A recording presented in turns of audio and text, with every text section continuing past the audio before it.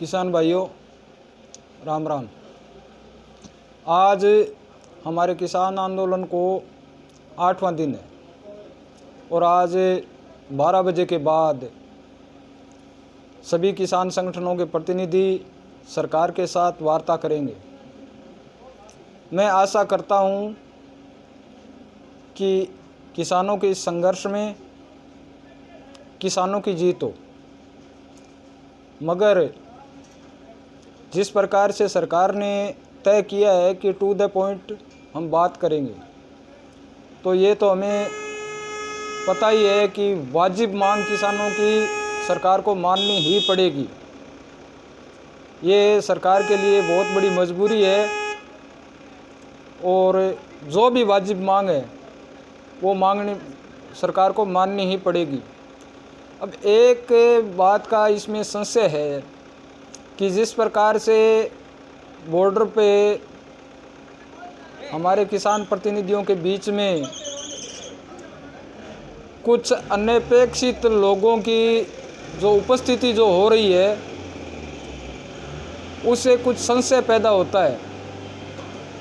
वहाँ पर सरकार विरोधी राजनीतिक दल और धारा 370 सीएए और खालिस्तान समर्थक, ऐसे लोगों की उपस्थिति, उनकी नारेबाजी, उनका किसानों के बीच में होना हमारे किसान भाइयों के लिए शुभ संकेत नहीं है, क्योंकि हम सरकार का विरोध कर सकते हैं, हमारी मांगों के समर्थन में हम आंदोलन कर सकते हैं, मगर किसान कभी देश विरोधी नहीं हो सकता। सरकार सभी की होती है, तो अनपेक्षित भाषा का उपयोग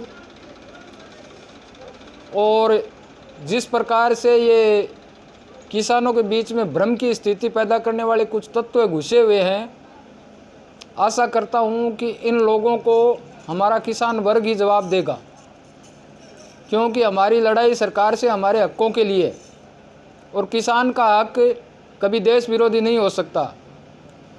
हमें ना तो सीएए से मतलब है, ना हमें धारा 370 से मतलब है, और ना खालिस्तान से मतलब है। और जो विपक्षी दल है उनसे भी मेरा आग्रह कि लड़ाई मुद्दों की लड़ी जाए, मौका देखकर वार न करें, क्योंकि इस देश का किसान आंदोलन कर रहा है, इसका मतलब ये नहीं है कि वो देश विरोधी हो गया है और आपका समर्थक हो गया है। इसलिए ध्यान रहे, ना तो हम आपके बुलाने से बॉर्डर पे गए हैं, ना आपकी कोई गैर वाजिब मांग हम मानेंगे। और इन खालिस्तान समर्थकों को जो बिल्किस दादी है, मेघा पाटेकर है, योगेंद्र वर्मा है, ये नक्सली समर्थित कम्युनिस्ट है, जो कश्मीर समर्थक 370 विरोधी है, खालिस्तान के हैं, इनको भी हमें करारा जवाब देना आता है। इसलिए मैं मेरे किसान भाइयों से अनुरोध करता हूं कि हमें आंदोलन का ही समर्थन करना है, और जो ये देश विरोधी तत्व है अपनी सहानुभूति बटोरने का प्रयास हमारे किसानों के द्वारा कर रहे हैं, उनको करारा जवाब देने का अधिकार भी हमारा ही है। और ये कहीं इस स्वर्णिम अवसर को हमारे घाटे का सौदा उत्पन्न न कर दे, इस बात का भी ध्यान रखना है। आज हम इतनी मजबूती से जिस लड़ाई को जीतने जा रहे हैं, उसका प्रतिकूल असर हमारे आंदोलन पर ना पड़े, ऐसी व्यवस्था हो, ऐसा सिस्टम हो, ताकि ये जो खालिस्तान का झंडा लिए धारा 370 के विरोधी और सीएए के समर्थक जिस प्रकार से हमारे आंदोलन के बीच में घुसे हुए हैं, किसानों को उग्र कर रहे हैं, देश की संपत्ति का नुकसान पहुंचाने का प्रयास कर रहे हैं, उनको करारा जवाब भी हमारे किसान भाइयों को ही देना है। धन्यवाद। जय श्री राम, जय भारत।